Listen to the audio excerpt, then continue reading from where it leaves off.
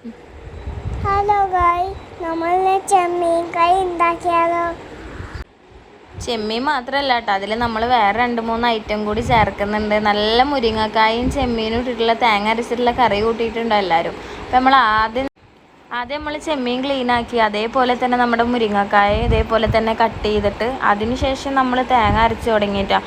നമ്മൾ ഒരു പീസ് തേങ്ങ കഷ്ണം മാത്രമാണ് എടുക്കുന്നത്, അത് മൊത്തമായിട്ട് എടുക്കും. എന്നിട്ട് ഇതേപോലെ നമ്മൾ സെറ്റ് ചെയ്ത് വെച്ചിട്ടുണ്ട്. പിന്നെ അതിന് ശേഷം ഒരു തക്കാളിയും അതേപോലെ തന്നെ 2-3 പച്ചമുളകും കീറിയെടുക്കുക. ഇതിലൊരുപാട് തക്കാളി വേണ്ട കേട്ടോ, കാരണം അത് മധുരിക്കും. അതേപോലെ തന്നെ ഇത് നാട്ടിൽ നിന്ന് കൊടുന്ന പുളിയാണ് കേട്ടോ. നമ്മൾ കുറച്ച് പുളി എടുക്കുക, എന്നിട്ട് മിക്സിയിൽ നമ്മൾ തേങ്ങയും അതേപോലെ തന്നെ ഇതും ഞാൻ ഇടയിൽ വൃത്തിയാക്കിയത് നിങ്ങൾക്ക് കാണിച്ച് തന്നതാണ്.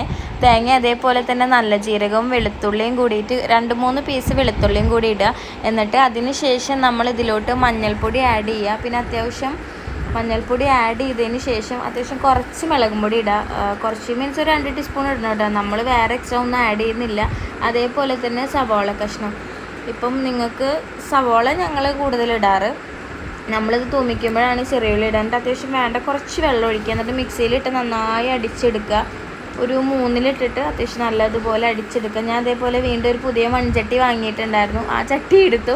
ചട്ടിയിലോട്ട് നമ്മൾ ആദ്യം നമ്മുടെ തക്കാളി പച്ചമുളക് എല്ലാം കൂടി ഇട്ടു. എന്നിട്ട് അതിലോട്ട് നമ്മൾ നമ്മുടെ അരച്ച് വെച്ചിട്ടുള്ള തേങ്ങ അതേപോലെ തന്നെ മഞ്ഞൾപ്പൊടിയൊക്കെ ഇട്ടിട്ട് അരച്ച് വെച്ചിട്ടുള്ള നമ്മുടെ ചാറുണ്ടായിരുന്നു, അത് വെള്ളമൊക്കെ ഒഴിച്ച് സെറ്റ് ചെയ്തിട്ട് നമ്മൾ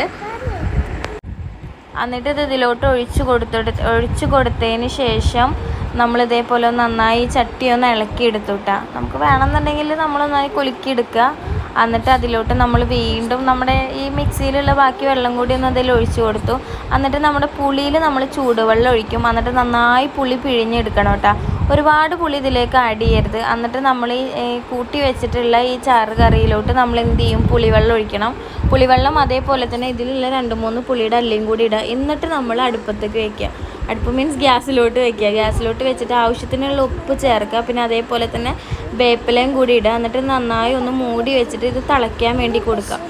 എന്നിട്ട് നന്നായി തിളച്ച് വരുമ്പോൾ നല്ല സ്മെല്ലാട്ടോ. അതിലോട്ട് നമ്മൾ ആദ്യം ചെമ്മീൻ ആഡ് ചെയ്യും കേട്ടോ. നമ്മൾ നന്നാക്കി വെച്ചിട്ടുണ്ടായിരുന്ന ചെമ്മീൻ നല്ല രസത്തിൽ ആഡ് ചെയ്ത് കൊടുക്കുക. അതിങ്ങനെ നന്നായി ഇങ്ങനെ മുകളിലോട്ട് ഇങ്ങനെ പൊന്തി വരും കേട്ടോ. നല്ല സ്മെല്ലാണ് കേട്ടോ. അടിപൊളി കറിയാണ്, ഞങ്ങളെപ്പോഴും വീട്ടിലുണ്ടാക്കും കേട്ടോ. അതിന് ശേഷം നമ്മൾ ഇതേപോലെ തന്നെ ചെറിയ ഉള്ളി അരിഞ്ഞ് വെച്ചിട്ടുണ്ടായത് തൂമിക്കാൻ വേണ്ടിയിട്ട് കേട്ടോ.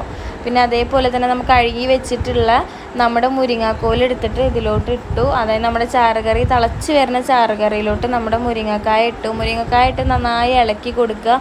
എന്നിട്ട് ഇതേപോലെ തന്നെ മൂടി വെക്കുക. എന്നിട്ട് ആവിയിൽ നല്ലോണം വേവാൻ വേണ്ടി കൊടുക്കുക.